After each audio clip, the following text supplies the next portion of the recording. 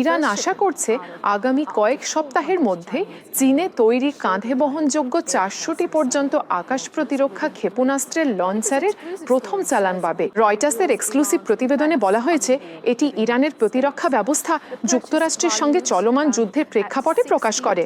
এই ক্রয়, যার মূল্য আনুমানিক 6 থেকে 7 কোটি ডলার, তেহরানের অন্যতম বৃহত্তম প্রচেষ্টা হিসাবে পরিচিত, যা যুক্তরাষ্ট্র ও ইসরায়েলের সঙ্গে যুদ্ধ শুরুর পর তাদের স্বল্প পাল্লার আকাশ প্রতিরক্ষা শক্তিশালী করতে নেওয়া হয়েছে। সূত্র জানিয়েছে, চুক্তিটি 300 থেকে 400টি ম্যান পোর্টেবল আকাশ প্রতিরক্ষা সিস্টেম কেনার জন্য করা হয়েছে, যার মধ্যে চীনে তৈরি QW-12 এবং FN-16 ক্ষেপণাস্ত্র রয়েছে। চুক্তিটি স্বাক্ষরিত হয়েছে ঝংচিং বোসিং ইন্টারন্যাশনাল ইনভেস্টমেন্টের সঙ্গে, যা হংকং ভিত্তিক একটি কোম্পানি, এবং সূত্রের মতে ইরানি পক্ষ ও চীনা সরবরাহকারীর মধ্যে মধ্যস্থতাকারী হিসেবে কাজ করেছে।